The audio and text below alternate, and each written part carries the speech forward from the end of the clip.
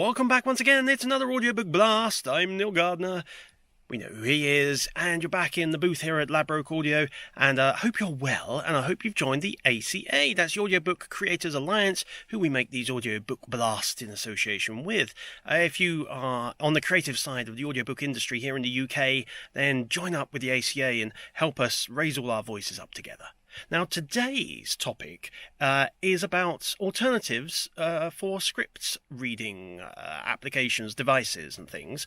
I wanted to show you something. So most people will now obviously work off of a tablet. For the majority of people, it's going to be an iPad. And for a lot of people now, it's the new iPad Pros because you have the pencil, which I forgot to bring in with me today. But we all know what the pencil is. And that means you can mark up and make notes and highlight and all that wonderful, fabulous stuff using a program like iAnnotate. Other programs are available, but lots of people like iAnnotate, and I can see why. You can also use similar tools on, say, a Samsung Galaxy Tab, which also has pen to mark up on, and there's some other ones out there. But I've come across a new one, and this is particularly going to be of interest, I think, to people who struggle with iPads with the luminosity, with all the lumens coming out and into their eyes. Now, I have shown you in a previous video how to invert the colours, which is very helpful, and now a lot of people do that. So instead of having black text on white and having all that white glaring light in your eyes, it's the opposite way round, so your eyes can focus in on the text and there's only black behind it. Very handy. It does mean you have to get used to inverted markup colours as well, but, you know, very handy. But I've been introduced recently by a wonderful narrator who popped by to another sort of device you can use. Now, it's a little cheaper than an iPad Pro, but still quite expensive, up in the sort of £300 to £500 range. But it's worth looking at if you have issues with glowing tablets, but you do want to move away from paper scripts. So I'm going to show it to you. I've actually put it alongside my iPad Pro here in the studio. So let's turn this around and have a look. So here we have the iPad Pro, 12.9 inches, and you see very, very small text on this. This is a very difficult book we've done recently with very, very tiny text. So I shall come in a little bit and show it to you. But there it is, and that's all nicely marked up by the narrator. And so we all know those, and you can get smaller sized ones now if you want more portability, but they're very light now. But coming over here, let's have a look here. And hopefully you can see, if I get the camera in the right place, this is the Onyx Books, B-O-O-X, about 10 inches, I think it is. And it uses e-ink, so it's very similar to what you've seen with a Kindle, and also recently a few other tablets, e-ink tablets that allow you to actually use a pen. And so this is exactly the same page. You can see the markups. Now, it doesn't quite work as well because the markups were coloured. So if we go back over there, you can see the colour of them. And over here, it does show them, but because it's such a small text, you can't tell what colour is what. But it does, you know, it works. But you do have this pen, and the pen is very handy. You can mark up using the Onyx Book, and it's actually quite thin and light. Here we are, I can show it to you.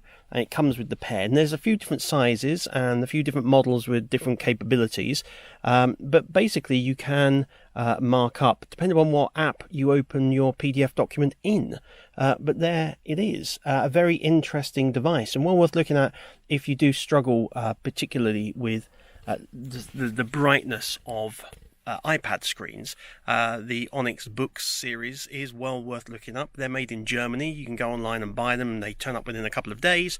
And with a normal sized script, not like this one with the tiny text, you can really, it's very handy, it's very useful. You don't get any eye strain from it. You can mark up the script on there, or maybe you want to mark it up on an iPad or a computer somewhere and then import across using, say, Dropbox, for instance, which will be another video soon talking about using Dropbox and other ways of sharing your documents.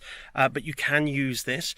You can then open the document in, say, Squid, which is a very good alternative to iAnnotate. That will allow you to mark it up, and then you can either just go back and read it from Squid, or there's a couple of other apps that you can use, just PDF reader apps, which give you an easier way of going through the script. The only downside I found to it is that you can't get that smooth scrolling action that you get with an iPad. So, for example, if we go back here, we can see that we get towards the bottom of the page and we can ever so slowly scan that up, just scroll it up and then move up when we're ready. With these e-ink devices, because the way e-ink has to basically rebuild each page, the way you go forward and back is by doing a page jump. I'll see if I can show you that. It's, I can't remember how I've got this set up at the moment, so there we are, just a page rank. So if we go back to there and then we jump a page, we can go forward and backwards with it, and so we can just tap and it jumps forward very fast.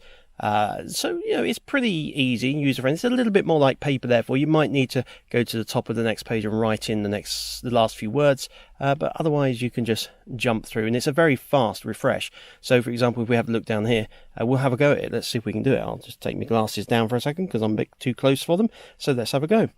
We'll give you time to get some proper rest, and the horses can get some exercise. There you go. It's doable. A little bit of practice, but you can do it. So there you go. That's an option for those of you who want to go to tablets but really find the iPads and Samsung tablets and other tablets are available a little bit too bright on your eyes or too hard to read. E-ink screens are very easy to read. As you've ever used a Kindle, you'll know what they're like. So there you go. Hope that's been helpful. It's been another Audiobook Blast, and I'll see you very soon. Bye.